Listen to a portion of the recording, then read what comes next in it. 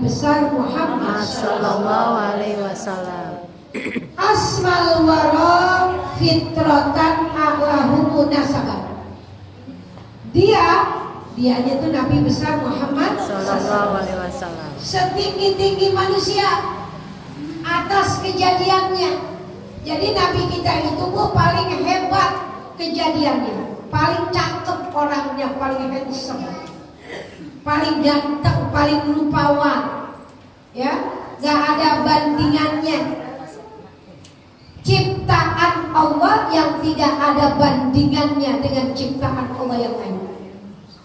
Mau siapapun orang Korea, ganteng licin, ya, mau cakep gantengnya pangeran Arab Saudi, kan kita suka lihat tuh cakep banget, ya Bu ya.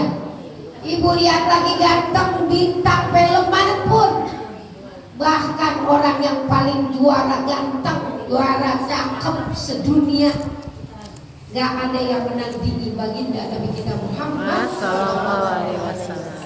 Setinggi-tinggi manusia bukan artinya Nabi jantung, bukan. Ya, maksudnya setinggi-tinggi manusia keciptaan Allah itu yang paling tingginya tuh artinya paling cakep, paling cakep akhlaknya juga, paling cakep rupanya, paling cakep akhlaknya, paling cakep zahirnya, paling cakep batinnya. Itu yang namanya setinggi-tingginya, maksudnya paling-palingnya.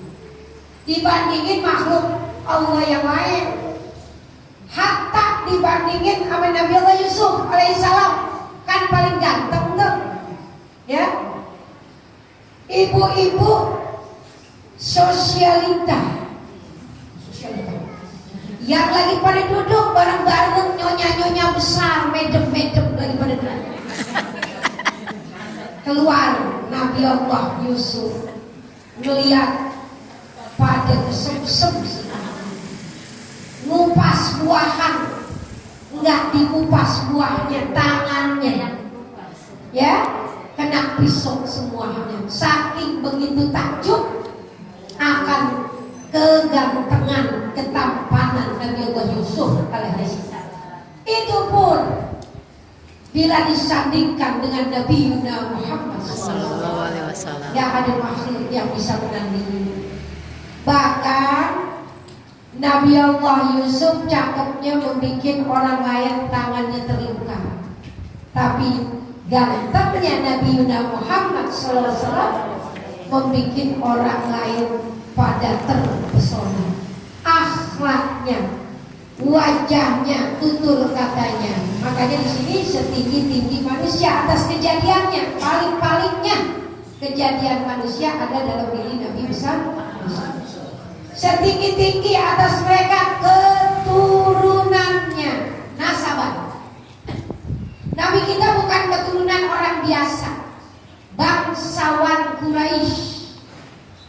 Ternyata Bu, kebangsawanan itu bukan orang baru-baru sekarang saja, akhir zaman.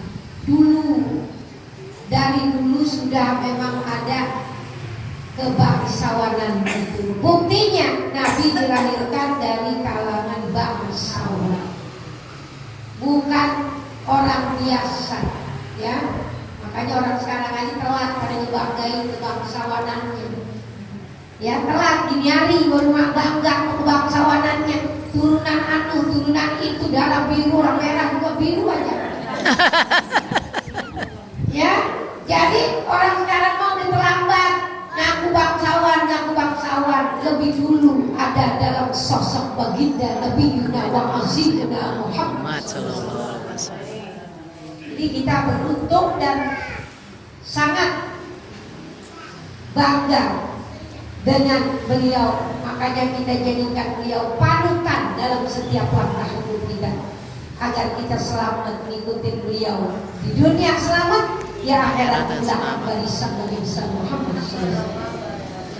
Jadi beliau dilahirkan dari nasabnya yang begitu mulia, bukan nasab orang-orang pinggiran, bukan orang-orang biasa, orang rakyat jelata ataupun dari segi apapun, tapi tapi memang beliau dari bangsawan Quraisy.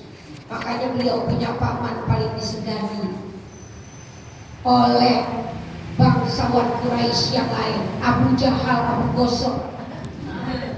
Ya, itu mereka bukan orang nggak punya tuh bangsawan bu, cuma dia bangsawan orangnya kafir. Ya, nggak seiman sama Nabi kita, tapi dia dari bangsawan, orang kaya-kaya. Orang-orang yang namanya jahiliyah itu mereka itu yang hartawan, mereka yang kuat, mereka yang punya dunia, mereka yang paling kuat. Itu karena hukumnya hukum riba, bukan hukum Islam. Nabi datang bawain hukum Islam, biar manusia setara, nggak ada yang lebih hebat, nggak ada yang orang rendahan, nggak ada orang gedean. Kita aja sekarang sok banget kemudian. Padahal Islam memberikan sebuah penyetaraan agar kita tidak mudah untuk merendahkan orang lain. Karena orang kadang-kadang kok kaya aja bisa jadi rendahin orang lain. Banyak orang begitu. Kalau nggak pernah ikut taklim, duduk di mana taklim mengingatkan dia bahwa semuanya itu karunia Allah. Jadi kadang orang suka lupa di saat menikmati masa kejayaan.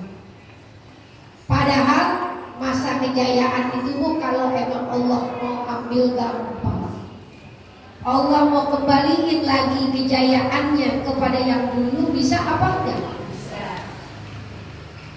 Jadi itulah ibadah sekalian, kebangsawanan yang dimiliki oleh keluarga besar Nabi besar Muhammad sallallahu alaihi wasallam. Arkal khaliqati fi qudsin wa fil izam. Tinggi-tingginya makhluk atas kesuciannya. Masya Allah, Nabi itu dari kecil udah suci, terpelihara, nggak pernah beliau menyakitkan kawan-kawan masa kecilnya. Kalau kita kan lagi reuni, wah lu paling pelit gua dulu sama gua. Paling pelit gua, bawa makanan rotinya bedit banget. Gua mau minta gua kagak kasih. Itu kita bu, masa lalu kita, benar apa benar? Benar. Daripada ibu reuni. Reuni kan demen banget, udah ada grup WA-nya. Ketemuan temen-temen kata gitu, ya Allah lo dulu beditnya luar biasa lo, gua minta pindahin lo, gak beli gitu. Ya. Kita masih banyak kurangnya kita di masa-masa yang lalu kita, benar apa benar? Tapi tidak itu terjadi dalam diri sosok baginda Rasulullah. Gak ada temannya yang terzolimi dengan Nabi. Nabi kita walaupun belum diangkat jadi Rasul, beliau kan diangkat 40 tahun umurnya. Masa lalu sebelum 40 tahun dari anak-anak bocil, ya sampai terus umurnya terus dipelihara kesuciannya beliau.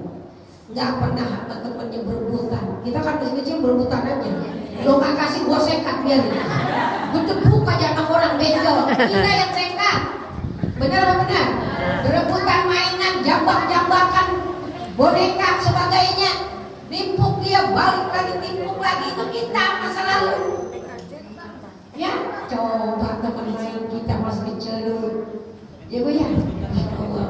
Tapi kesucian Nabi dari perut ibundanya Siti Aminah dipelihara oleh Allah sampai terus selama hayatnya.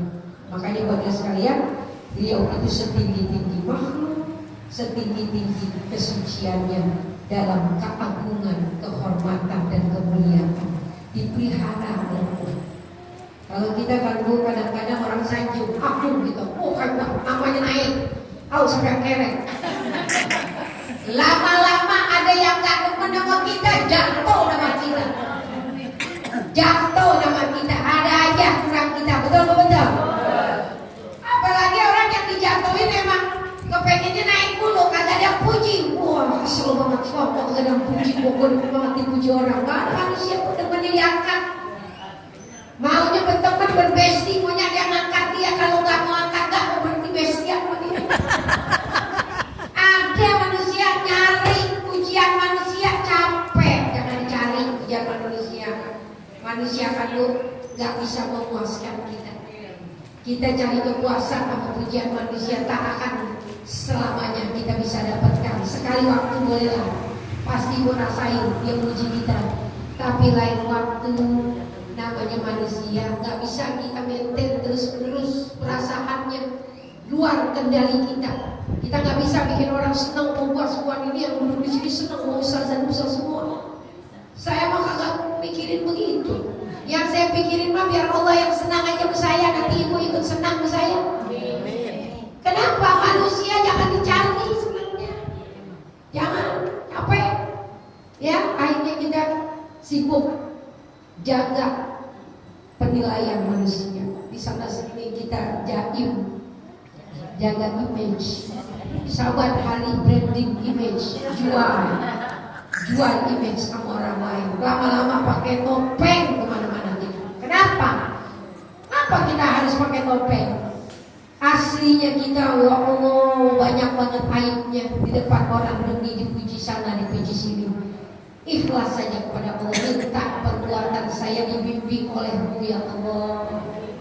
Minta jangan sampai saya mudah menyakiti hati orang lain.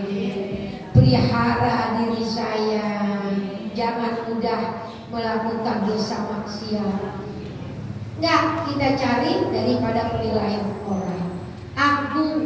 Kita akan dipandang manusia karena kita nggak canggung sana canggung sini, ya Bu ya. Nggak minta dinilai Allah, dinilai begitu. Kita harus minta cari daripada pujian dari Allah. Cari keredonya Allah. Terakhir, usuluhu toharul maula aqidahum. Asal usul orang tuanya Allah bersihin akidahnya. Nggak ada tuh pernah nyembah berhala bapaknya ibunya selama hayatnya sampai menghadap pulang pada Allah. Nggak pernah jadi pengikut kafir Quraisy yang menyembah berhala selama hayatnya. Dijaga oleh Allah dengan kesucian yang telah berlaku dari masa lampau dan dari masa-masa yang lalu. Dipelihara ayah bundanya, sekalipun Islam belum datang, tapi orang tuanya selalu dijaga daripada akidahnya oleh Allah Subhanahu wa Ta'ala. Itu yang tadi kita baca. Saya nggak terangin ini jadi judulnya Maulidul Rasul Sallallahu Alaihi Wasallam. Ya, kalau saya terangin terus jadi Maulid ibu ke saya. Wallahu a'lam. Kita baca pelajaran hari ini. Nanti kita lagi baca lagi, saya terangin lagi ya Bu ya. Kandungannya. Ini bacaan tadi bukan bacaan cuma sekedar lagu-laguan. Ada artinya. Makanya saya terangin 3 baris lagi. Ya Bu ya. Nanti besok-besok lagi kita ketemu lagi, insya Allah panjang umur. Apa yang kita baca dibahas kembali. Halaman berapa? Ar-Risalatul Jami'.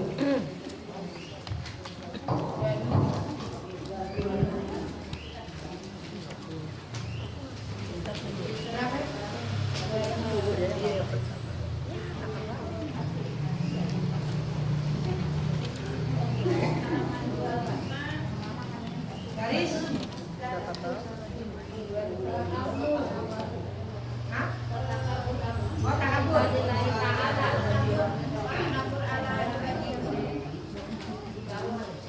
Ibu kita lihat dari bawah halaman 25. Dikit lagi hatam nih Ibu, Masya Allah. Halaman halaman 25. Hibzul qalbi, kenapa saya salah lagi?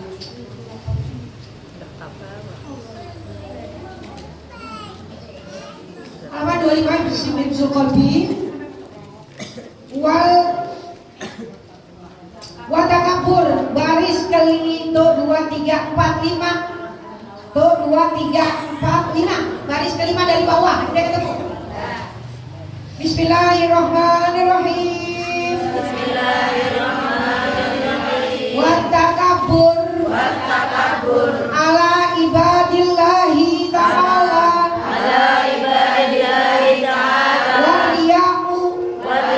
Wal ujbu bita'atillahi wal hikdu ala abidillahi wa ma'nal hasadi karahiyatun ni'mati alal muslimi wastisqaluha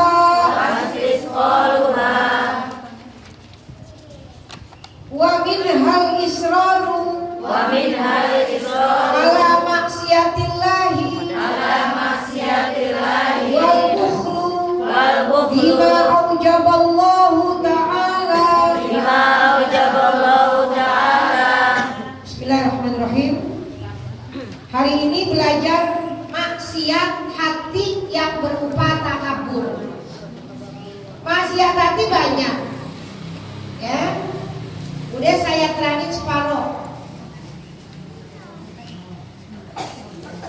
Sekarang nyampe kepada takabur. Takabur artinya adalah sombong. Itu nggak boleh, adalah menjadi maksiat hati. Nauzubillah min dzalik. Orang yang punya sifat sombong itu berarti di hatinya ada dosa. Maka sombong itu termasuk maksiatul qalbi. Maksiat yang berasal dari dalam hati. Nauzubillah. Sombong itu apa sih artinya? Ya, hamba Allah yang sombong sangat dibenci. Allah tidak menyukai orang-orang yang sombong. Innallaha la yuhibbut takabbur. Ya, innahu la yuhibbul mustakbirin. Tuh, bunyi ayatnya. Innallaha la yuhibbul mustakbirin. Artinya apa? Sesungguhnya dia, Allah itu tidak menyukai orang-orang yang sombong. Lihat surat An-Nahl ayat 23. Bunyinya innahu la yuhibbul mustakbirin. Jelas banget, Allah aja gak demen. Pantesan aja kita juga gak demen sama orang sombong. Allah gak demen. Ayat Quran yang An-Nahl ayat 23. Maka bahkan Nabi bilang dalam dalam hadisnya, la yadkhulul jannata man kana fi qalbihi misqala dzarratin min kibrin. Ada ayatnya, ada hadisnya. Kalau ayatnya tadi saya bilang sungguhnya dia tidak menyukai orang-orang yang sombong. Hadis nabinya gak akan masuk surga dia yang ada dalam hatinya terdapat sekecil-kecilnya sifat sombong kecil, itu gak bakalan masuk surga. La yadkhulul jannah. Jadi tapi manusia di dunia banyak punya sifat sombong. Banyak orang sombong dari dasarnya kenapa sih Bu? Bisa karena harta. Ada satu. Ada orang yang punya sifat sombong karena punya ilmu. Ada. Karena punya ilmu sombong. Padahal mestinya orang yang tambah ilmunya tambah banyak, tambah tunduk, ilmu padi, tambah takwa. Ya, tambah takut sama Allah soalnya dia udah punya banyak ilmu. Tapi kadang-kadang malah jadi sok. Ya, karena merasa lebih pintar. Yang ketiga, pertama tadi karena harta orang bisa sombong. Kedua karena ilmu. Ketiga karena kedudukan, jabatan. Ya, kedudukan yang jabatan tuh, lakinya naik pangkat, bininya gemukan dikit udah dengannya. Sombongan dikit, lakinya yang naik jabatannya, bininya yang romannya. Ya, nah inilah kesombongan karena kedudukan, karena jabatan. Ya, yang keempat karena apa lagi? Karena merasa nyaman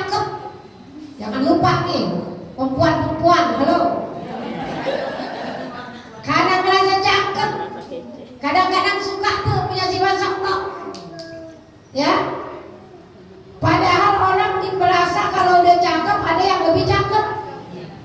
Orang pintar ada yang lebih pintar, orang kaya ada yang kaya. Jadi kita ini jangan sering merasa lebih. Sebab dimanapun di dunia akan ketemu orang yang lebih dari kita. Hanya kalau kita merasa cakep, masya Allah, ya duduk dimanapun pengennya di depan orang cakep. Saya kalau ketemu orang itu senyum aja emang cakep sih cakep, gue emang bersih putih kulit lo, ya nggak apa-apa akui itu cakep ya. Ya, pada saatnya datang di rumah aja ke depan, nggak apa-apa udah biarin, memang dia cakep, akuin aja. Kalau saya begitu, gue nggak pernah saya pusing. Ya saya duduk, kalau saya duduk mungkin misalkan kemana yang di tempat ramai orang, kebetulan misalnya di mana gitu ya Bu, duduk depan, kita pengen duduk di sini kagak bisa, dan nengok lihat selendang saya bisa duduk satu, pasti tuh yang lagi duduk, ya kan, akhirnya ke depan lah kita, padahal supaya duduk di situ aja. Nah nanti kalau duduk depan, kita lihat ada yang duduk tuh, udah belakang turun ke depan. Emang cakep lagi bersih orang yang penting, udah biarin aja. Emang dia cakep udah biarin. Ya, jadi hati kita kembali ke hati. Ya duduk di sebelah kita biarin, nggak apa-apa, jadi kita cakep juga sebelah dia.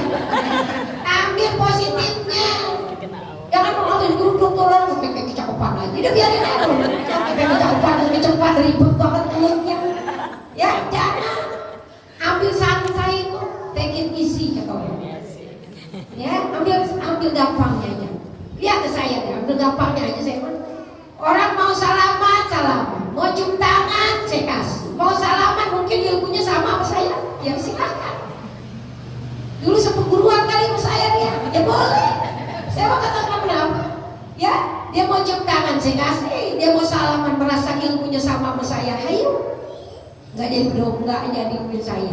Kali dia begitu saya jadi jatuh, ini saya kagak ya, kagak pernah saya mungkin begitu. Saya anggap orang biasa aja, dia mau muji saya nggak muji nggak saya pikirin. Ya kenapa? Dia bukan Allah yang saya pikirin. Allah nih, Allah senang nggak ke saya, Allah cinta nggak ke saya, Allah redha nggak sama saya. Tiba manusia. Ya Bu ya, dia mau cium tangan saya kasih, dia mau salaman, mungkin dia dulu sekelas sama saya kali, ya belajarnya bareng gurunya, belajar nahunya bareng sama saya, ya boleh, nggak apa-apa. Jadi buat saya tuh santai saya.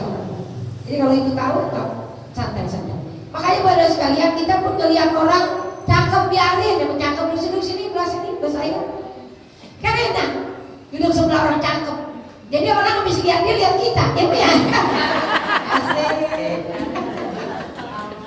Ya, nah lama-lama temennya kata kita, wah lo sebelahan 11-12.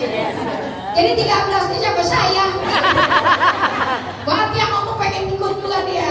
Ya, jadi ketawa aja begitu Bu. Ya jadi relax aja. Jadi kita kadang-kadang mikirin orang itu gimana mau kita Bu capek.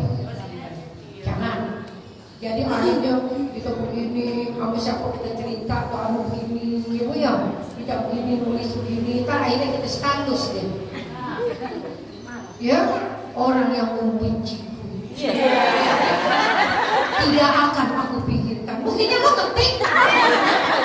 Kalau lo nggak pikirin, lo nggak ketik. Halo, betul. Kasih itu ketik. Ngapain tulisannya begitu? Saya ketawa tuh kalau saya kedapetan lihat. Ya, biarkan kau membenci, aku nggak pikirkan. Lalu ketik, berarti lo pikirin, ya. Jadi kita ini banyak buang-buang waktu kepada hal yang di luar kendali kita. Kita pikirin kendali kita aja Bu, apa sih? Hati kita, perasaan kita. Kita mau marah, kita mau benci, kendali orang lain apa kendali kita? Kendali kita. Kalau gua nggak mau marah, kenapa emang? Perasaan gua. Kalau saya nggak pengen benci, bisa nggak? Bisa. Kendali kita. Jangan pikirin dia, lu jangan benci ya, mau gue ya, lu seneng aja, mau gue ya capek lah, orang hatinya dia. Kitanya aja deh, yang kita bisa jangkau diri kita. Itu yang harus ada dalam diri kita. Jadi kita belajar lama-lama membersihkan diri. Lama-lama kita pengen marah, kalau bukan gak pengen marah, emang kenapa?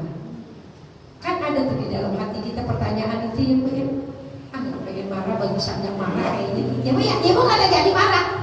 Orang ada di hati kita sendiri, perasaan juga perasaan kita, ya ya. Tapi kalau perasaan orang, ya kagak bisa orang yang emangnya mau marah, kok kita mau diapain? Terus ibu pikirin, tahu saya, nggak bisa dipikirin, makanya karena bukan jadi pikiran kita, yang kita pikirin rasa yang ada di dalam hati. Nggak perlu mikirin rasa yang ada dalam orang. Yang penting rasa saya baik aja sama dia. Urusan dia mau marah terus ya apa boleh buat lah, hatinya dia emang udah demek. Mau diapain, demek aja kalau kering-kering. Jangan, ya bu, kita bersihin hati kita aja, udah biarin deh orang bukan tamu kayak. Yang penting saya pengennya baik aja, dia mau merebut kita aja mesem. Dia mau marah, kita mah kagak pengen marah. Kan hati kita yang memilih mau marah apa mau benci kan kita, bukan orang lain. Kenapa kita nurutin ego kita? Kita kasih makan tuh ego kita. Malah demen tuh egoku dikasih makan sama kita. Kita turutin hawa nafsu. Kita laksana ngasih makan tuh buat ego kita. Jadi kita harus belajar yang rasional. Ini yang cara berpikir yang bersih, yang jernih, bahwa semua ada dalam kendali kita saja yang kita atur. Jangan atur luar kendali kita. Nggak kayaknya gini, hujan mau turun, ibu nggak bisa. Ya kenapa hujan, kalau gue pengen panas aja udah. Ngapain? Itu kendali nggak bisa buat jadi keputusan kita. Nggak bisa. Apa yang ada di dalam kendali kita saja, di diri kita, rasa kita, perasaan kita, kesensitifan kita. Ya, kita mau baper atau enggak kan kita yang ngatur. Itu makanya bagaimana kita bisa takabur atau tidak, sebenarnya kendalinya di tangan ibu. Ya, tapi habis dia ngomongnya tinggi Ustazah. Saya kalau kagak tinggi juga habis dibanting sama dia. Enggak, dia takabur, biarin aja. Halo, dia takabur, biarin. Jangan kayak lu, jangan sombong-sombong, tadi jadi berantem sama ibu. Ibunya sendiri jangan nimpalin. Ibu kan bisa nahan kan? Jangan ngomong cerita kok habis beli gelang 30 gram. Kan kita yang mulutnya tuh ada di hati kita. Kata hati kita jangan ngomong, udah diam. Jadi biasain. Ada yang bisa kita kendalikan, ada yang di luar kendali kita. Pola pikirnya kayak begitu. Kalau saya sih pola pikirnya, kalau itu tanya, itu pola pikir saya. Saya kasih tahu kenapa bisa serilek ini, kenapa bisa tidak mau pusing-pusing dalam hal yang tidak perlu kita pusingin, karena kita tahu ini kendali pada dalam kita, kita terusin kendali kita. Urusan dia kendalinya, kita nggak mampu ya mengendalikan dia di luar kendali kita. Yang kendali kita aja. Saya nggak boleh marah, jangan marah, ya nggak marah. Orang saya nggak pengen. Saya nggak pengen benci, ya saya nggak benci orang. Saya yang punya, hati saya bukan orang lain. Hati ibu siapa yang punya? Ibu kan. Ibu senang-senang, ibu bondong, capek lagi. Ya bu ya, jadi nggak bisa.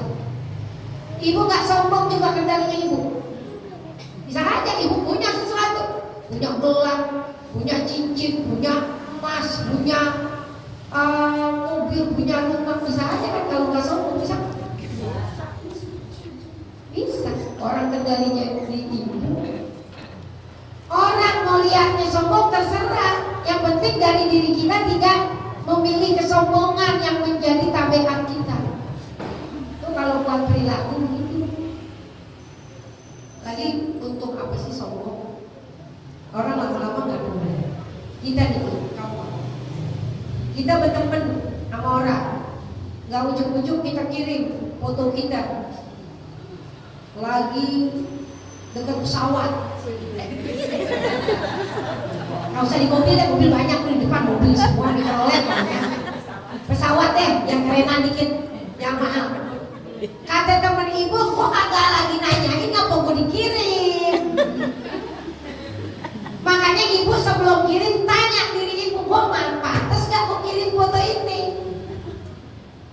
Gitu Bu.